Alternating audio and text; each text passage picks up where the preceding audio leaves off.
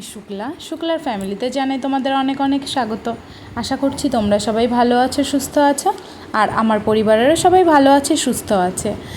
আর এখন বাজে সকাল 7টা। এখন থেকেই আমি আমার ব্লগটা স্টার্ট করছি। কিছুদিন ধরে দেখছো তোমরা প্রতিদিন 7টা থেকেই আমি আমার ব্লগটা স্টার্ট করছি, কারণ এখন তো ছুটি চলছে সবার, তার জন্য একটু দেরি করেই ঘুম থেকে উঠি। আর দেখো বন্ধুরা, সকালবেলা আমি আমার ঘর ঝাঁট দিয়ে নিলাম, ঘরটা ঝাঁট দিয়ে রান্নাঘরে বাসনগুলো নিয়ে কলপারে চলে এসেছি। আর বাসনগুলো ধুয়ে রান্নাঘরটা মুছে নেব, যে জায়গাগুলো মোছার দরকার সেই সব জায়গাগুলো মুছে নেব। তাই দেখো আমি বালতিতে জল নিয়ে তাতে একটু নিমাইল মিশিয়ে নিলাম। তো এবার চলো আগে রান্নাঘরটা মুছে নিই। আর রান্নাঘরে আসার সময় আমি বাসনগুলোও নিয়ে এসেছি, আর বাসনগুলো এখন গুছিয়ে নিচ্ছি বাসন রাখা তাকে। তো বন্ধুরা, বাসনগুলো গুছিয়ে রেখে আমি চলে যাব রান্নাঘর মুছতে।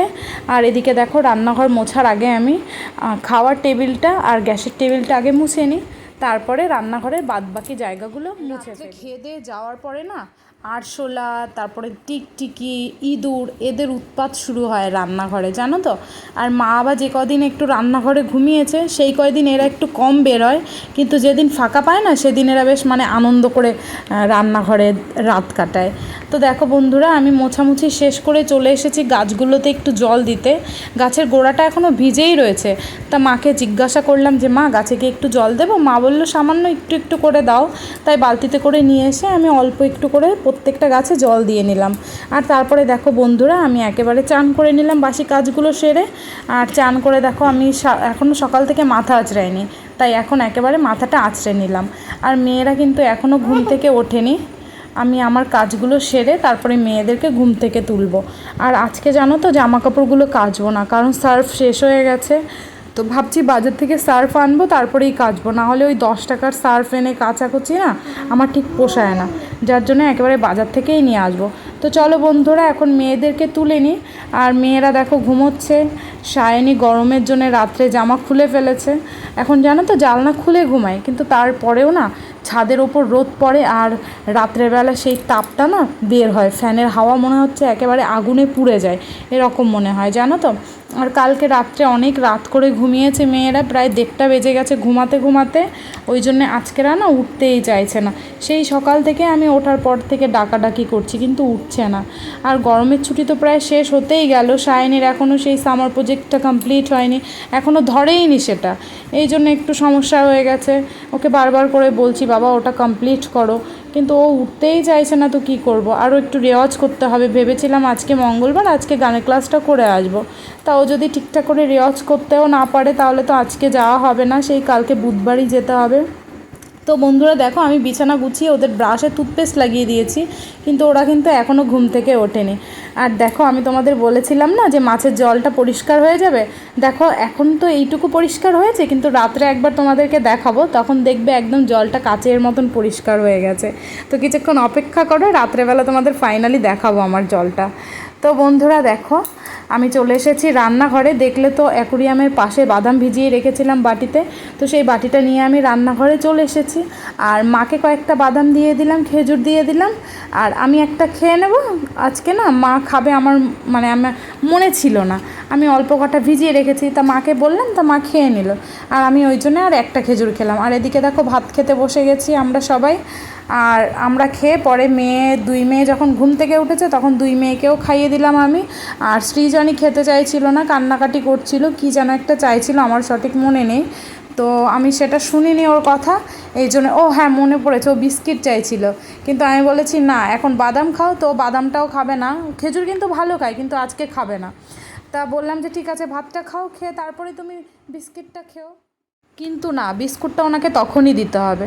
তো যাই হোক, দেখো বন্ধুরা, ওদেরকে খাইয়ে দাইয়ে ঘরে নিয়ে এসে আমি ওদের দুই বোনকে চান করিয়ে দিলাম। আর চান করিয়ে ওদেরকে পাউডার দিয়ে গুছিয়ে রেখে যেতে হবে আমার আবার রান্না বান্না করতে। তোমরা তো জানো দুপুরে রান্নার ঝামেলা থাকে আমাদের। কি বলো তো, সকালবেলা সেদ্ধ ভাত আর দুপুরবেলা রান্না, আমাদের এই দুবেলা রান্না করতেই হবে। রাত্রেবেলা ঠান্ডা ভাত খাবে সমস্যা নেই, কিন্তু দুপুরবেলাটা গরম ভাত দিতেই হবে। আর বন্ধুরা জানো তো, সায়নীর যে স্কিনের সমস্যাটা না, ওটা এখন একটু বেড়েছে। তাই ভাবছি খুব তাড়াতাড়ি ওকে একটু ডাক্তারের কাছে নিয়ে যাব। এভাবে পাউডার দিয়ে কমিয়ে রাখছি, কিন্তু তাতে না ওর চুলকানিটা কমছে না। তো যাই হোক তাড়াতাড়ি ওকে ডাক্তার দেখাবো। আর এদিকে দেখো আমি রান্নাঘরে চলে এসেছি। এই লিচুগুলো আগের দিন বাবা নিয়ে এসেছিলো, তোমাদেরকে তো দেখিয়েছিলাম। তো খারাপ হয়ে যাচ্ছে লিচিগুলো, ওই জন্য ভাবলাম কি ছুলে ধুয়ে মেয়েদেরকে দিয়ে দিই। তো দেখো বন্ধুরা আমি লিচুগুলো ছাড়িয়ে নিচ্ছি। আর মায়ের তো সুগার, তাই মা কোনো ফল মানে এরকম মিষ্টি ফল খেতে পারে না। তাও মাকে বললাম যে মা তুমি একটু খাও। তো মা 2 পিস নিল, খেয়ে বলছে শুক্লা ভালো তো লাগে কিন্তু খেতে তো পারি না। তো বন্ধুরা দেখো মেয়েরা আমার লিচি খাচ্ছে, ওরা লিচি খেতে খুব পছন্দ করে। তারপরে দেখো আমি চলে এসেছি রান্নাঘরে। সেই মাছের জন্য জানো তো সকাল থেকে এই 1টা পর্যন্ত বসে আছি, কিন্তু বাটিতে আজকে যে মাছ এসেছে না পছন্দ হয়নি। যার জন্যে দেখো এখন কি করব, ভেবেছিলাম কুমড়ো শাক দিয়ে মাছ দিয়ে তরকারি করব, কিন্তু সেটা আর হলো না। তাই এখন আমি উচ্ছে ভাজা আর কুমড়ো শাকে নিরামিষ করে নিলাম। আর দেখো বন্ধুরা এদিকে আমি ভাতটা বসিয়ে দিয়েছি, আর একদিকে উচ্ছে ভাজা বসিয়ে দিয়েছি। আর দেখো আগুনটা না খুব বেড়ে গেছিলো, যার জন্য আমি ভাবলাম তাহলে উচ্ছে ভাজাটা এই সাইডটাই দিই, কারণ এই সাইডটায় না একটু আগুন কম লাগে। তো তাই করলাম। আর দেখো এদিকে আমি ভাত আর উচ্ছে ভাজা নামিয়ে নিয়েছি, এদিকে দুধ জালে বসিয়েছি, আর কুমড়ো শাকের তরকারিটা বসিয়ে নিয়েছি। আর বন্ধুরা জানো তো আম দুধ হলে না আমাদের আর কিছু লাগে না, আম দুধ দিয়েই আমরা 1 থালা ভাত খেয়ে নিতে পারি।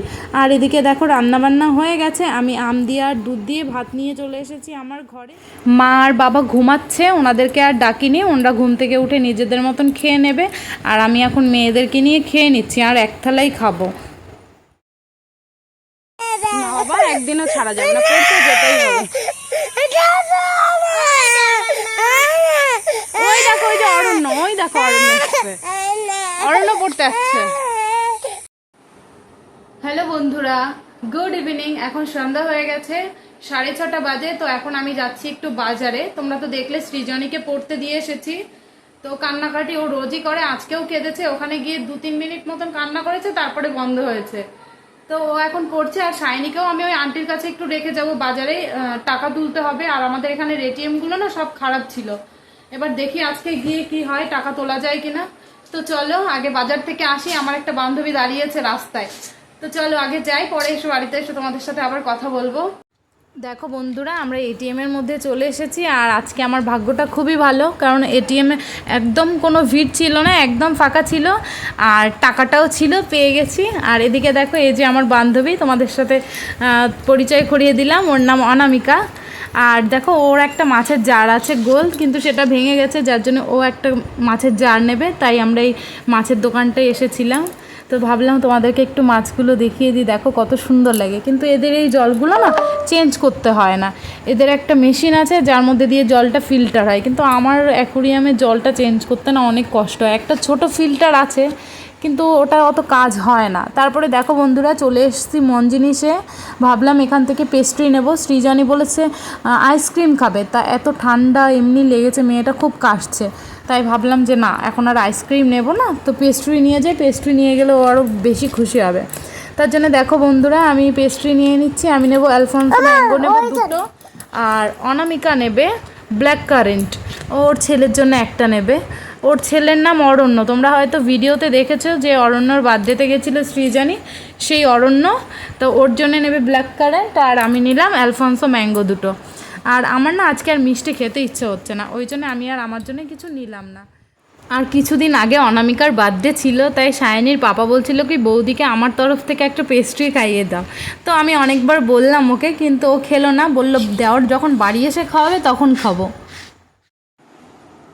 হ্যালো বন্ধুরা, আমি বাজার থেকে বাড়িতে চলে এসেছি। আর বাজারে গিয়ে না আজকে অনেকগুলো কাজ সারলাম। মুদি বাজারে গেছিলাম, তো মুদি বাজারে সব কমপ্লিট করতে পারিনি, তাও 500 টাকার মধ্যে কিছু কিছু নিয়ে এসেছি। আজকে 465 টাকা বিল হয়েছে, তাও সব কিছু আনতে পারিনি। সার্ফ এনেছি, তোমার শুকনো লঙ্কা, জিরে, বাসন মাজার সাবান, তারপরে জামা কাপড় ঘষা একটা সাবান এনেছি, লবণ এনেছি। তো টুকটাক আর কি নিয়ে এলাম। এবার তেল তুলিনি এখনো, আর হ্যাঁ চিনি এনেছি 500 মতন। তো এগুলোই আজকে এনেছি। না বাবা চিনি শেষ হয়ে গেছে।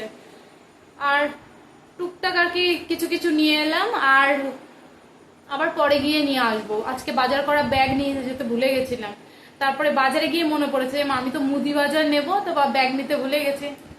তো এরকম প্রতিবারই এরকম হয়, আমি বাজারে যাই তারপরে মনে পড়ে যে মুদি বাজারের জন্য তো ব্যাগ আনা হয়নি। আর প্রত্যেকবার একটা করে ব্যাগ কিনি। এখন আমার ঘরে মানে ব্যাগ ভরে গেছে, আমার এই খাটের বক্সে অনেক ব্যাগ রয়েছে বাজার করা। তো ওই জন্য আর ব্যাগ নিলাম না, যে থাক, আবার তো কালকেও আবার যেতে হবে, কালকে আবার সায়নীর গানের ক্লাস। তো দেখি যদি এখন মানে তেল এখনো রয়েছে ঘরে, এখন মানে তাড়াতাড়ি করে না তুললেও তেলের কোনো সমস্যা নেই। এবার যদি কালকে মনে হয় যে তুলবো, মানে মুদি বাজারটা তুলবো, তাহলে তুলবো। আর যদি মনে হয় যে না থাক, দুদিন পরে নি, তাহলে দুদিন পরে আনলেও আমার কোনো সমস্যা নেই, কেননা যা কিছু আছে চলে যাবে বেশ কয়েকদিন আমার। আর দেখো সায়নী ওদের জন্য পেস্ট্রি নিয়ে আসছি, দেখো অ্যালফনসো ম্যাঙ্গো, সেটা খাচ্ছে ওরা। আর তোমাদেরকে বলেছিলাম না যে ওদের জন্যই শুধু আনি, আমি নিজে খাই না, তো দেখো ওদের জন্যই এনেছি, আর আমি আর আনি না। আর আজকে না মিষ্টিটা খেতেও ইচ্ছে করছে না, না হলে ওরা একটু শেয়ার করে আমার সাথে, বলেছে যে মা তুমি একটু খাও, কিন্তু আমার এখন খেতে ইচ্ছে হচ্ছে না। আমি খাবো না, বা তুমি খাও। বন্ধুরা দেখলে খেলা তো তো একটু খেলাম, আমার সায়নী খাইয়ে দিল, ওই দেখো সৃজনীও খাচ্ছে।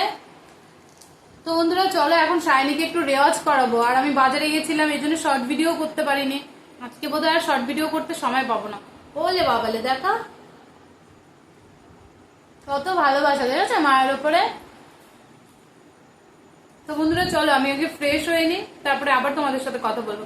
সায়নীকে এখন রেওয়াজ করাবো, বই পড়াবো দুই বোনকে। আর আমি বাজারে যাওয়ার আগে তো দেখলে পড়তে দিয়ে গেছিলাম সৃজনীকে, আর সায়নীকেও ওই আন্টির কাছেই বসিয়ে দিয়ে গেছিলাম। আর আমি এসে দেখছি মা নিয়ে এসেছে ওদের দুই বোনকে। তো চলো আগে আমি ফ্রেশ হয়ে নিই, তারপরে আবার তোমাদের সাথে কথা বলছি। আর জানো তো বন্ধুরা, আজকে একটু সোনার দোকানে গেছিলাম, তো সেখানে গিয়ে না একটা পলা বাঁধানো দেখে আমার খুব পছন্দ হয়েছে। তা সায়নীর পাপাকে বললাম যে পলা বাঁধানোটা নেব আমি, তা ও বললো যে ভোটের রেজাল্ট বেরিয়েছে তো আজকে, দুদিন পরে হয়তো সোনার দাম একটু কমবে, তখন নিও। তো তাই করলাম, চলে এলাম বাড়িতে, নিলাম না, দেখি যদি সোনার দামটা একটু কমে তাহলে আমি পলাটা নিয়ে আসবো, আমার খুব ভালো লেগেছে। আর এদিকে দেখো বন্ধুরা, বাজার থেকে যা কিছু এনেছি মুদি বাজারে সেগুলো একটু তোমাদের দেখিয়ে দিই এক ঝলক। দুটো এনেছি টাটা লবণ, একটা বাসন মাজা সাবান, আর 250 শুকনো লঙ্কা, একটা সার্ফ, আর দুটো সস এনেছি, একটা বাসন মাজা সাবান, 500 চিনি, আর 250 জিরে। আর এই যে সস দুটো এনেছি না বন্ধুরা, জানো তো এই দুটো ডেট এক্সপায়ার হয়ে গেছে। আমি গুনে দেখলাম যে এটা আরও 1 মাস আগে ডেট এক্সপায়ার হয়ে গেছে, কিন্তু দোকানদার সেটা না দেখেই আমাকে দিয়ে দিয়েছে। এবার ওনাদের তো এটা দেখে বিক্রি করা উচিত, তাই না? আমি তো সব মালগুলো একবারে নিয়ে এসেছি, আমি তখন দেখিনি, কিন্তু এখন বাড়িতে এনে যেহেতু আমি মেয়েদের খাওয়াবো, যার জন্য আমি একটু ডেটটা দেখে নিলাম। তো দেখলাম এটা এক্সপায়ার হয়ে গেছে, আমি বিলটাও ফেলে দিয়েছিলাম, আবার গুছিয়ে রাখলাম যে কালকে চেঞ্জ করে নিয়ে আসবো তখন যদি বিলটা চাই। আর যে সাবানটা এনেছি না, সেটাও জানো তো এক্সপায়ার হয়ে গেছে, কিন্তু সাবানটা তো আর খাবো না, না ওটা তো জামা কাপড় কাচবো, কোনো ব্যাপার না, কিন্তু সসটা তো আমার চেঞ্জ করতেই হবে, ওটা তো আর এক্সপায়ার হয়ে গেছে, ওটা তো আর খাওয়ানো যাবে না বাচ্চাদের। তো বন্ধুরা কি আর করা যাবে, কালকে চেঞ্জ করে নিয়ে আসবো। আর তোমাদেরকে বলেছিলাম না যে মাছের জলটা রাত্রে তোমাদেরকে দেখাবো, একদম পরিষ্কার হয়ে যাবে। তো দেখো বন্ধুরা, জলটা একদম চকচকে হয়ে গেছে কাচের মতন। তো বন্ধুরা সারাদিন তো তোমাদের সাথে অনেকই কথা বললাম, এখন না অনেক রাত হয়ে গেছে, আর খাওয়া দাওয়া করে আমি ঘরেও চলে এসেছি মেয়েদের নিয়ে। আর চলো আজকে আর বেশি কথা বলবো না, অনেকটাই কথা বলেছি তোমাদের সাথে, সেই সকাল থেকে রাত পর্যন্ত আমি কি করলাম। তো তোমরা সবাই ভালো থেকো, সুস্থ থেকো, দেখা হচ্ছে তোমাদের সাথে নতুন একটা ভিডিওতে, টাটা।